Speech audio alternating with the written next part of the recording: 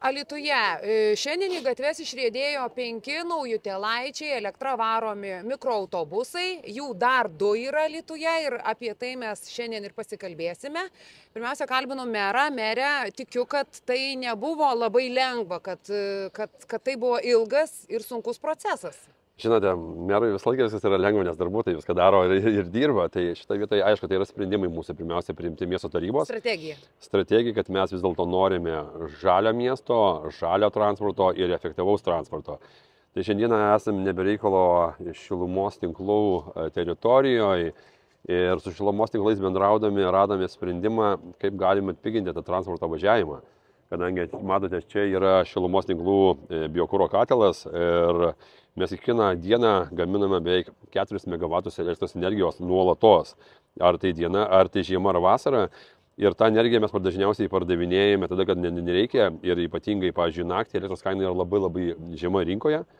Ir šiandieną mes apeidami visus pardavėjus, mes tiesiai perkame iš šilumos tinklų energiją be pardavėjo užsidėtų antkainių ir mes turėsime ir perkame naktinę energiją, kada jinai bus pigiausia, nes dieną autobusai važinės miesto gatvėmis, o naktį šioje teritorijoje krausis iš mūsų biokuro katile pagamintos energijos, tai žalumas žalume.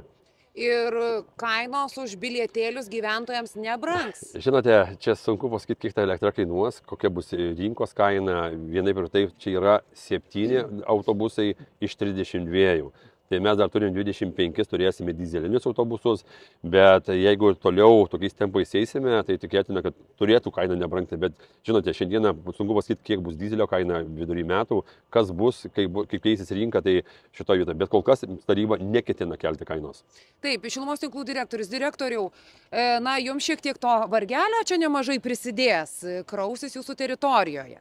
Na taip, bet tai viskas darome dėl miesto, iš tikrųjų ir mums, kaip aš ir sakau, mes pasidalinsime tos infrastruktūros kaštus, rengdami tas stoteles ir galės ir mūsų transportas krautis, ateis tas laikas, kai ir mes turėsim būti žali ir atsinaujinti savo parką elektromobiliais, tai todėl tas bendras infrastruktūros įrengimas, pasidalinimas su miestu, su Kautra, iš tikrųjų ir tai atpigins ir mūsų paslaugas. Ta prasme, tiek, kad mums ta infrastruktūra bus pigiau įrengti, pasidalinsim jos išlaidas, o pats tas krovimas, tai iš tikrųjų čia nieko kažkokio didelio vargo nebus, atvažiuos, pasistatys, krauti bus tam tikri praėjimai, leidimai ir viskas.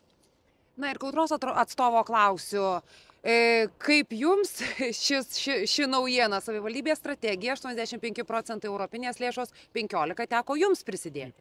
Mes pilnai pritarėme ir džiaugiamės tą strategiją, kurią savivaldybė yra priėmusi keletą metų atgal, nes kiekvienam žmogui, piliečiui smagu būti tvariam ir jo labiau, kad to tvarios paslaugos galime suteikti ir miesto gyventojams. Mes dirbame visoje eilėje savivaldybių, šiuo metu kelyje važiuoja 57 transporto priemonės, elektra varomi autobusai ir turime patirties, mokėme su tuo elgtis ir čia ypatingai džiugu yra dėl to, kad, kaip meras sakė, kad mieste sukuriama vertė, nepaleidžiama vėjais, o panaudojama žmonių gabenimui, kas sukuria naudos. Ir aš galvoju, kad ateities projektuose, kurie bus finansuojami ES lėšomis, šitas aspektas, kad emisijos, vis mažesnė emisija, nes čia ten rodikliai yra skaičiuojami, tai Alytaus miesto savivaldybė tikėtina, kad tikrai gaus papildomus balus konkuruojant dėl europinių pinigų tam, kad įsigyti elektra varomus autobusus. Tai Alytus kaip atrodo Lietuvos kontekste? Jūs galėtumėt vertinti? Provokuojantis klausimas, pirmaujantys. Bet iš tikrųjų atrodo tikrai gerai ir tą rezultatą, kurį mes dabar matome, ar kam nors atrodo, kad tai blogas rezultatas. Tai geras rezultatas. Merė, kokios ambicijos ateityje dėl elektromobilių? Mes su taryba esame jau priėmę sprendimą, kad iki 30 metų, nuo 30 arba iki 30 metų visas miesto viešasis transportas turėtų būti žalės elektrinis. Tai šitoje vietoje po truputį einame. Be abejo, norėsime ir ministerijos prisidėjimo, nes patiems tai iš tikrųjų didelės išlaidos, o bendraudami ar su viena, ar su kita įmonė, ar bendraudami su šilumos tinklais, kurie irgi yra mūsų įmonė, ieškome tų geriausių sprendimų, kad būtų gyventojams patogu ir kiek įmanoma pigiau važiuoti viešuoju transportu. Bet gyventojai galėtų šiek tiek aktyviau naudotis. Tai žinote, labai sunku žmogų išsodinti iš automobilio į viešą transportą, nes automobilis stovi prie kieme, prie durų, tau niekur nereikia eiti, nereikia laukti.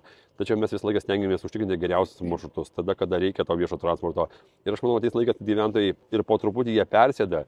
Ir jei norėsi būti žalesnis, ir jeigu bus sudėtinga priparkuoti automobilį prie darbo ir panašiai, tu rinksiesi viešą transportą. Apie žalumą kalbant, pabaigai reikėtų pasakyti, kad Alytus jau senai planuoja būti žali. Mes matome pusiau žalius autobusus.